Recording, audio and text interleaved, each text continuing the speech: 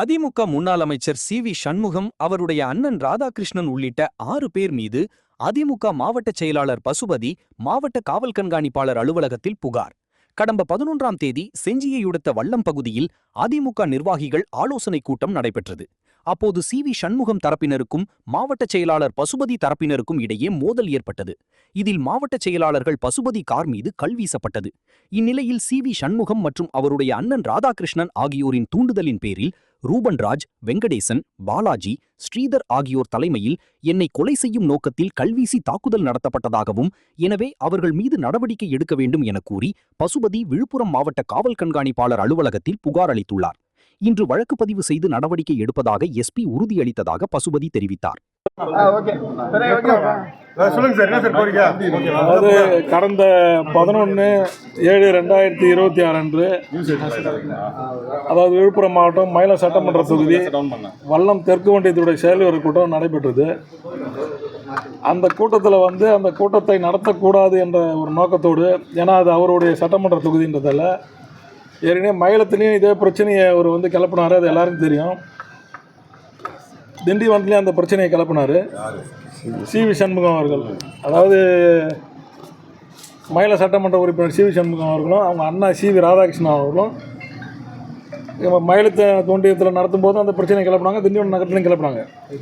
ஆனால் வல்லம் தெற்கு ஒன்றியத்தில் நடத்தும்போது ஒரு படி மேலே போய் என்ன பண்ணுறாங்க, அடியாட்களை வைக்கிறாங்க. வெளியே அடியாட்களை வச்சு அவங்க அண்ணன் பணம் கொடுத்து திண்டிவனத்தில் இருக்கிற ரூபன்ராஜின் நகர செயலாளர் ஒருத்தர் மூலியமாக அடியாள், அதேமாதிரி வல்லம் ஒன்றியத்தில் ஒருத்தர் தகவல் தொழில்நுட்ப பிரிவு செயலாளராக ஸ்ரீதரன் இருக்கார், அவர் மூலியமாகவும் கேவிஎன் வெங்கடேசன் இருக்கார் வல்லனூரில் மாவட்ட பொருளாளர். இவங்க எல்லாரையும் கூப்பிட்டு கட்சிக்காரங்கெல்லாம் நம்ப முடியாதுன்ட்டு அவங்க அடியாள்களை வச்சு வல்லம் ஒன்றியத்தில் என்ன பண்ணுறாங்க, நாங்கள் போகிறதுக்கு முன்னாடியே மீட்டிங்கில் என்ன பண்ணுறாங்க, மீட்டிங் வரவங்களெல்லாம் விரட்டி அடிக்கிறாங்க.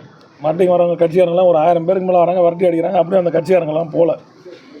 அப்புறம் ரெண்டாவது என்ன பண்ணுறாங்க, மண்டபத்துக்கார மிரட்டி மண்டபத்தை பூட்டி சாவியை வாங்கி வச்சுக்கிறாங்க, நடத்தக்கூடாது அப்படின்னு சொல்லிட்டு வாங்குறாங்க. நாங்கள் போகிறோம் மீட்டிங்க்கு.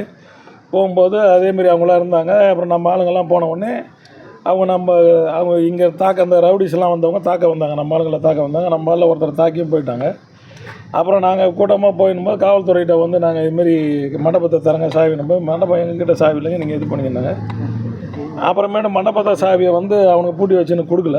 அப்புறம் நம்ம ஆளுங்க அவங்கக்கிட்ட அப்புறம் சாவியை பிடிங்கி நாங்கள் மண்டபத்தை திறந்து நாங்கள் மண்டபத்தில் மீட்டிங் நடத்தினோம். அதுக்கு முன்னாடியே பார்த்தீங்கன்னா தெரியும் அவங்க பண்ண அராஜகங்கள்லாம். அந்த நாங்கள் ஏற்பாடு செய்கிற மீட்டிங் இது. அனைத்து இந்திய அண்ணா திராவிட முன்னேற்ற கழகத்தினுடைய மாவட்ட செயலாளர் நான். அந்த ஒன்றிய செயலாளர் புரட்சி தமிழர் அவர்களால் கட்சியை காட்டி கொடுக்க வேண்டும் என்ற எண்ணத்தோட, மந்திரி பதவியை வாங்க வேண்டும் என்ற எண்ணத்தோட இரட்டை இலை சின்னத்தில் நின்று போட்டியிட்டது. அங்கே இருக்கிற தொண்டர்களுடைய உழைப்பால் வெற்றி பெற்று கட்சியினுடைய சீர்குலைக்க வேண்டும் என்ற ஒரு கொடிய நோக்கத்தோடு பொதுச் செயலாளர் மேலே அவதூறை பரப்பி தவேகாவுக்கு கட்சியினுடைய கட்டுப்பாட்டை மீறி தவேகா அரசுக்கு வாக்களித்ததனுடைய விளைவாக கழகத்தினுடைய பொதுச் செயலாளர் அவர்கள் மேல் நடவடிக்கை எடுத்து அவருடைய கட்சி பதவிகளெல்லாம் அவருக்கு பறிக்கப்பட்டது. அது மட்டும் இல்லாமல் அவங்க மேலே கட்சி தாவல் சட்டப்படி நடவடிக்கை எடுக்கவும் பரிந்துரைக்கப்பட்டார், மனு கொடுத்தாங்க. அவங்க எல்லாம் மன்னிப்பு கேட்டதனுடைய விளைவாக அந்த ஒரு 25 சட்டமன்ற உறுப்பினர் பாதிக்கப்படக்கூடாதுனதால் அந்த மனுவை மட்டும் அவங்க மேல் நடவடிக்கை வேண்டாம்ன்றதை மட்டும் அவர் வாபஸ் எடுத்தாருங்க. இது மட்டும் தான் பண்ணியிருக்காங்க. அதனால் நடவடிக்கை எடுக்கப்பட்ட ஒருத்தரை நாங்கள் அழைக்க முடியாது. அவருக்கு கட்சி பதவியெலாம் இல்லை, இது கட்சி கூட்டம். ரெண்டாவது பார்த்தீங்கன்னா அவர் சட்டமன்ற அலுவலகத்திலே பார்த்தீங்கன்னா கட்சி பேர்லேயே அவர் பேர் இல்லை. மற்ற இடத்துலாம் கட்சி பேரில் எழுதியிருக்கிறாங்க. அவர் வெறும் வெள்ளையில் தான் சி.வி. சண்முகம் எழுதி வச்சிருக்காரு. ரெண்டாவது அவர் உங்களுக்கே தெரியும், ஒரு பேட்டியில் என்ன சொல்கிறார், நான் அதிமுக இருக்கிறேன்னா இல்லைன்னு எனக்கு தெரியல, நான் அதிமுக இல்லைன்ற மாரி சொல்கிறாரு.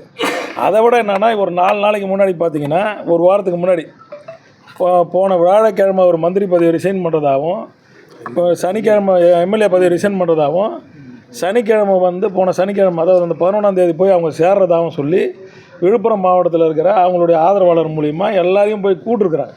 தாவேக்கால போய் நம்ம சேர போகிறோம், வாங்கன்னு ஆள்கள்லாம் திரட்டினதோடு மட்டும் இல்லாமல் பஸ்ஸெலாம் அட்வான்ஸ் கொடுத்துட்டாங்க. ஒவ்வொரு வண்டியத்துக்கு 5 பஸ்ஸு அது மாதிரிலாம் அட்வான்ஸ் கொடுத்து ஆளுக்கு 1000 ரூபா பணம் கொடுக்குறோன்ட்டு, ஆள் வரலனாலும் பரவாயில்ல பப்ளிக்காவது கூட்டாங்கன்னு சொல்லிட்டு அவங்க முடிவு பண்ணிட்டாங்க. அது எல்லாருக்குமே தெரியும், பத்திரிக்கைலாம் தெரியும்.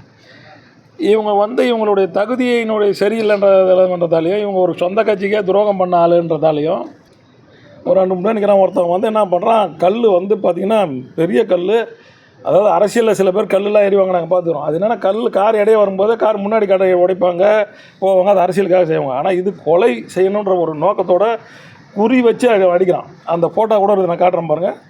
அது பார்த்தீங்கன்னா என் தலைக்கு 1 இன்ச்சு தான் பக்கத்தில், எனக்கு தலைக்கு பின்னாடி இருக்கிற அந்த காரினுடைய அந்த கதவுனுடைய இதில் பார்த்தீங்கன்னா அது அவ்வளோ தூரம், ஒரு இரும்பு கதவு, என் கதவு அங்கே இருக்குது, நான் காமிச்சேன், அதில் அவ்வளோ தூரம் பதிஞ்சிருக்குது. அந்த கல் மட்டும் கொஞ்சம் ஒரு 2 இன்ச்சு முன்னாடி வந்து தான் என் உயிர் நிச்சயமாக போய்ட்டுருக்கும். எனக்கு இந்த இடத்துல பயங்கரமாக அடிச்சிருக்கும், நான் இன்றைக்கி உயிரோடு இருந்திருக்க முடியாது. இது என்னன்னா கொலை செய்கிற திட்டத்தோடு அடித்தது, பிளான் போட்டு கரெக்டாக ஆளை குறி வச்சு அடிக்கிறது. இது இது திட்டம் தீட்டப்பட்டது. இதை பாருங்கள், இதில் பார்த்துங்க, உங்களுக்கு தெரியும். கரெக்டாக பாருங்கள், இங்கே தான் என் தலை இருக்கும், இந்த இடம் பாருங்கள், ஒரு 2 இன்ச்சு தான். இது எவ்வளோ தூரம் ஒரு இரும்பில் பதிஞ்சிருக்குது பாருங்கள் இந்த கல். அதாவது சாதாரண கல் அடித்தா கண்ணாடியை கூட தான் லைட்டாக தான் உடையும், ஆனால் இந்த அளவுக்கு பதியாது. இந்த அளவுக்கு இது வேணும்னே, இது சும்மா அரசியல்லாம் கிடையாது. இது 100க்கு 100 கொலை செய்கிற நோக்கத்தோடு அவரால் இங்கே அரசியல் பண்ண முடியல. அவருடைய அரசியல் எதிர்காலம் வீணாக போயிடுச்சு. அவர் இன்றைக்கி ஒரு கட்சியை கைப்பற்ற நினச்சார், அதிமுக